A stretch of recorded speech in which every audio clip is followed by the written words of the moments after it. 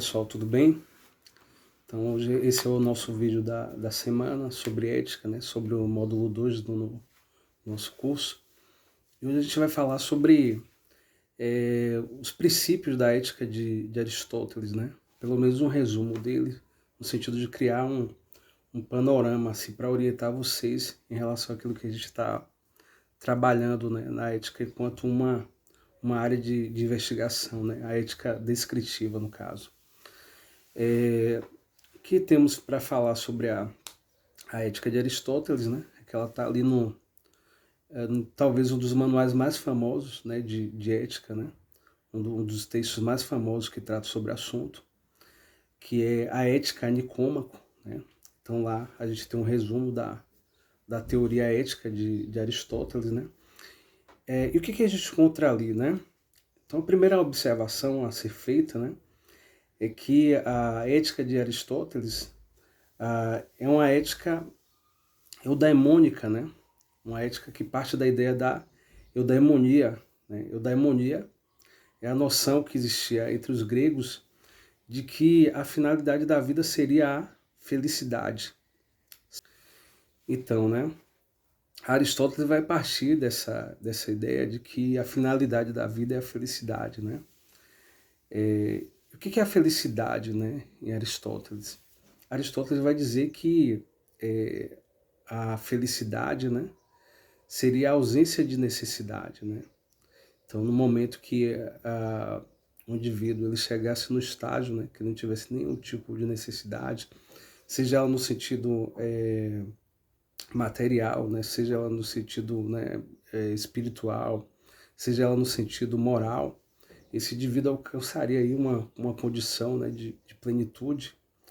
E para Aristóteles isso que seria a felicidade, né? Então ele vai descrever ali a seguinte ideia, né?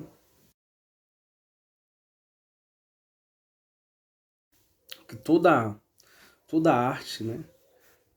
Toda investigação, né?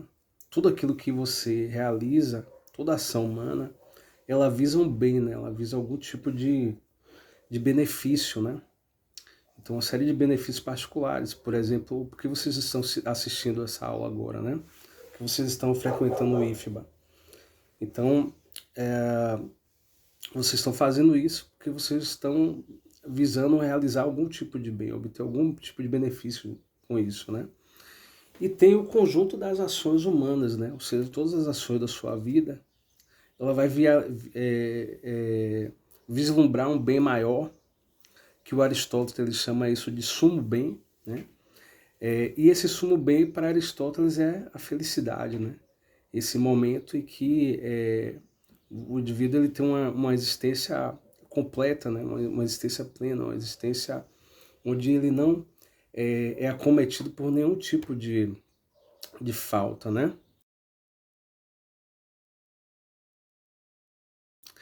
E o interessante é que Aristóteles, né, ele não só define a felicidade como meta, né, da vida, como finalidade da vida, né, como telos, mas ele inclusive ensina, né, e te dá ali uma espécie de passo a passo, né, de como você alcançar essa vida feliz, né, você alcançar essa vida plena, né.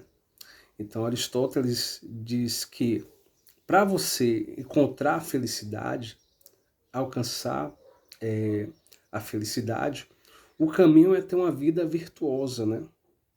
Ou seja, uma vida pautada por virtudes. E o que viria a ser virtudes ali para Aristóteles, né? Então, virtudes são competências, né? De habilidades, de características que você vai agregando ao seu caráter, né? De modo que isso te potencializa a sua ação, né? Então, segundo o Aristóteles, um homem virtuoso ele tem uma probabilidade muito maior de ser feliz, né, do que um homem que não possui virtudes, né? Então, dessa forma, ele remete a ideia de que a felicidade ela não é simplesmente uma dádiva do acaso, né? mas a felicidade é uma coisa que pode ser conquistada, né, e conquistada de forma orientada. Você pode planejar, inclusive, as condições para você encontrar a felicidade. E quais são as principais, qual é a principal condição para você encontrar a felicidade dentro de Aristóteles, né? Então essa condição é a condição de ter uma vida virtuosa, né? Então um indivíduo que agrega seu caráter ali, a seu caráter virtudes, de alguma forma ele vai ter uma maior probabilidade de ser feliz do que um indivíduo que deixa simplesmente, né, o acaso agir sem nenhum tipo de interferência, né, sua, né, deixa a vida me levar, aí, como a gente costuma discutir, né. O Aristóteles ele vai ter uma proximidade, né, alguma proximidade com Platão, quando ele pensa nessa questão de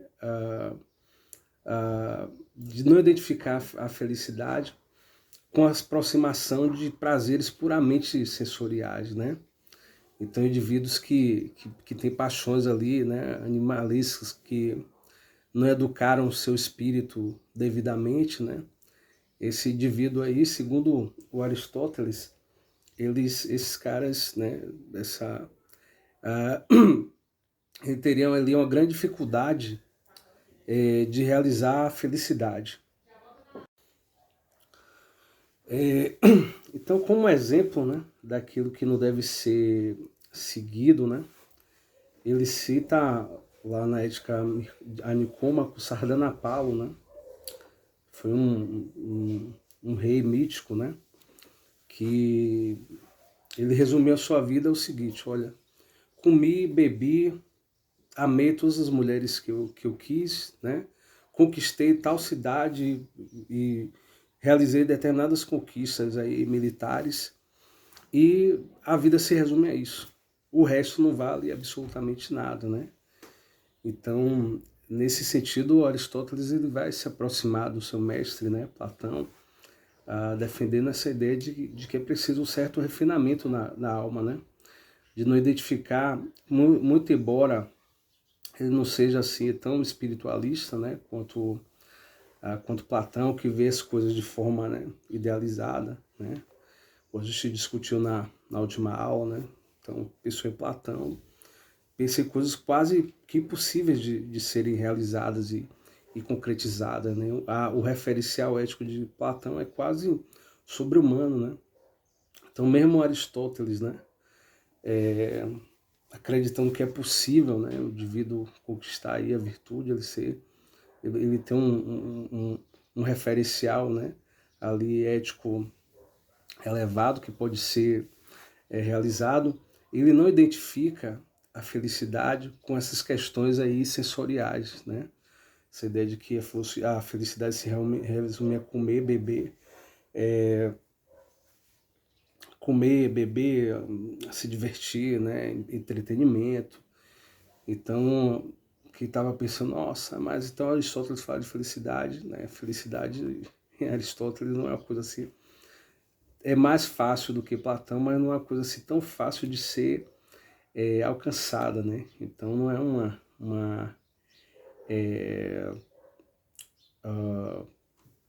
uma coisa assim acessível, né, a qualquer um. Você vai ter que realizar ali algum trabalho do espírito, e é isso que ele vai falar na sua obra, né?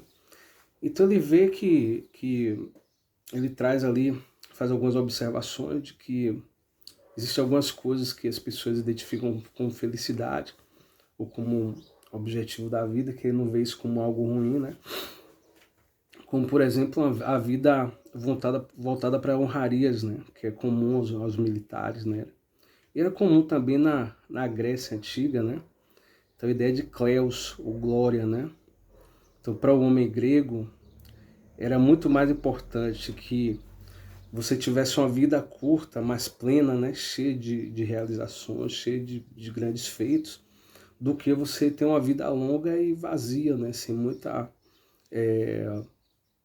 ali muita história para contar, né? Sem uma vida medíocre, né? Então Aristóteles não vê essa coisa da honraria como algo bom, mas ele vê como um problema porque, né? A glória ou a honraria não depende de você, ela depende mais de como as outras pessoas vão te enxergar, né? Então existem pessoas que são virtuosas, né? Pessoas que são capazes, pessoas que mereciam ser honradas e não são. E tem outras que não possuem esse merecimento, né? Mas elas acabam recebendo, né? Então ele acha que o caminho é desenvolver a excelência, né?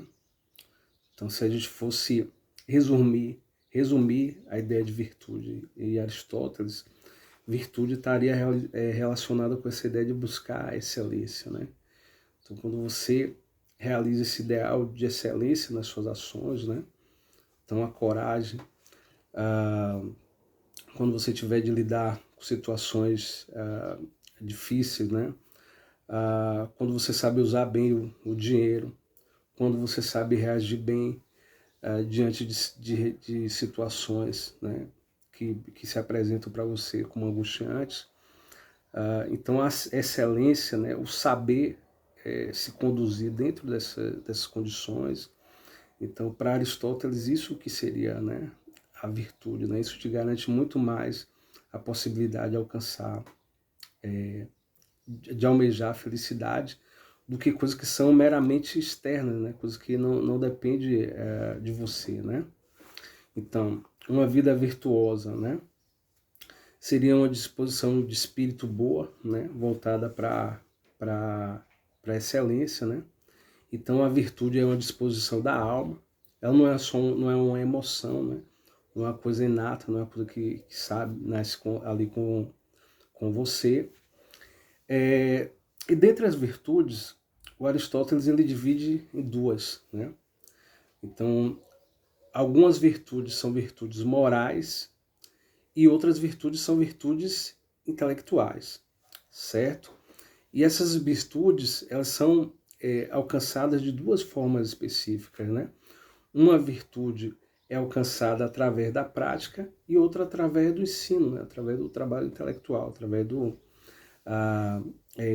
estudo, né? Então, quando ele fala das virtudes, né, práticas, né? Tipo assim, a coragem. Você não vai aprender a ser corajoso estudando a coragem, lendo manuais de coragem. Então você aprende a ser corajoso quando você, repetidas vezes, né, exercita essa condição, né?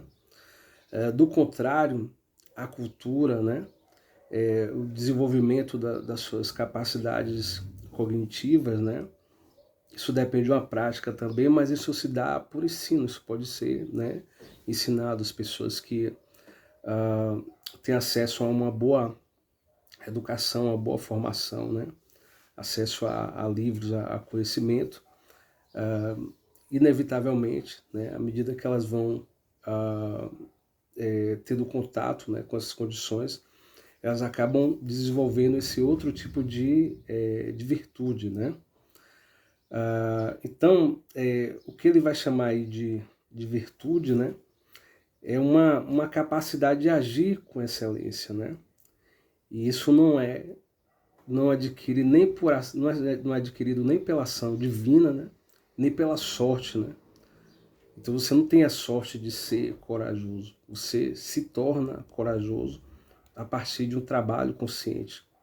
Você não tem a sorte de ser inteligente, né, o capaz, o culto, né? Você vai se tornando a partir de uma ação específica, né?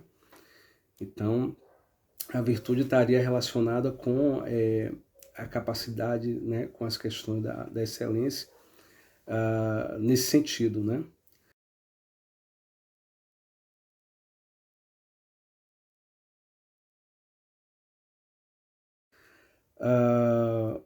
Bom, existe uma formulazinha que o Aristóteles oferece para poder a gente identificar o que é uma virtude, né? E ele vai chamar isso de justa medida, né? Ou é conhecida dentro dos manuais de filosofia com vários nomes diferentes, né? Então, teoria da justa medida, a regra de ouro, né? O caminho do meio, né? O meio termo áureo. Então, todos esses nomes são utilizados para poder designar essa maneira de se identificar o que seria, né, uma virtude, né? Então, para Aristóteles, uma virtude é aquilo que está localizado entre extremos, né? Então, vamos pegar aqui como exemplo a questão da coragem, né? Então, o que é a coragem? É uma ação que está ali no meio entre outros dois extremos. Então, o excesso de coragem, a gente teria, né, aí a temeridade. Então, né, a capacidade, né, ou a disposição do indivíduo de enfrentar situações, né, que do ponto de vista racional ele não vai conseguir dar conta de superar aquele desafio, né? Então, Aristóteles, né, ou isso é conhecido como temeridade, né? Então, a incapacidade de avaliar, né, o real perigo, a sua real capacidade de solucionar uma situação desafiadora. Então, isso vai ser a temeridade. Com uma ausência de coragem, né, que seria o outro extremo, né, a falta, no caso, isso seria que a gente, né, chamaria aí de covardia, né? Ou seja, você tem a capacidade de enfrentar determinadas situações, você tem condições de, né, plenas de superar aquilo, mas você não enfrenta esse problema por conta do medo, né? Então, essa falta também é ruim, né? Então, o que é a regra do meio termo áureo? Você tem aquilo que seria a virtude, que estaria no meio, e você tem o excesso, no caso, coragem, excesso de coragem, temeridade, no caso, a falta de coragem, a covardia, certo? A gente poderia usar isso também para a maneira como as pessoas lidam, por exemplo, com o dinheiro, né? Então tem o avaro, que é aquele que tem tanto amor ao dinheiro, que usa esse dinheiro de forma ruim, né? Ele acaba não contribuindo ali para suas próprias, não sabe atender às suas necessidades devidamente, né? Por conta desse amor ao dinheiro. Tem o pródigo, né? Que é o excesso, e tem o liberal, né? Que é aquele que sabe usar o dinheiro dentro da justa medida, aquele que gasta na medida certa, aquele que consegue, né, atender as suas necessidades, né, devidamente, né? Então, trazendo algumas observações aqui, a partir de Aristóteles, né, uma síntese, né? Então, a felicidade é uma coisa plenamente alcançável pelos indivíduos, né? E como é que se alcança isso? Se alcança através da aquisição de virtudes. O que a gente chamaria de virtude em Aristóteles? A excelência, né? E uma forma de identificar a virtude é essa regra aí da justa medida, né? Então, são disposições de espírito, as virtudes, né? Essas disposições de espírito, elas são desenvolvidas, elas são conquistadas, elas são construídas, né? Não é uma coisa assim inata, né? Não é assim simplesmente a sorte ou uma dádiva divina que você, né, que vai te tornar virtuoso. Então, tornar-se virtuoso, né, é um trabalho ali constante que depende, né, da ação dos indivíduos, né. E tem algumas observações também que o Aristóteles fala, né. Ora, por mais que a felicidade seja possível de alcançar pelos indivíduos, você tem algumas dificuldades, né? Então, por exemplo, uma pessoa que nasce muito pobre, né? Para poder desenvolver essas virtudes seria mais complicado. No caso dos gregos antigos, né? Daquela cultura ali da século IV antes de Cristo, que é o século que o Aristóteles vive, você tinha condições como, por exemplo, a escravidão, né? E o Aristóteles ele cita isso na, na Ética Nicômaco, né? Então, assim, tem pessoas que nasceram na condição de escravo, né? São virtuosas, mas elas, por conta dessa condição, né? Infelizmente, ele vai ficar impedido, né? De alcançar a sua realização ali de forma plena, né? E aquilo que também foge ao controle, né? Foge ao seu controle. Então, por exemplo, você perde um parente, né? Você conseguiu desenvolver todas essas virtudes aí, né? Conseguiu alcançar, conquistar a excelência, mas de repente, né? O país que o seu país entra numa guerra, né? E destrói todos, você perde todos os seus bens, né? Você é lançado ali numa condição menor, né? Então tem essas coisas que escapam ao controle dos indivíduos e que de alguma medida podem também embaçar a felicidade, certo? Em linhas gerais, eu acho que, né, a gente tem aí uma boa síntese, né? Eu espero que esteja claro para vocês aí, né? Muito obrigado pela atenção e até o nosso próximo encontro filosófico aí. Valeu, obrigado, tchau.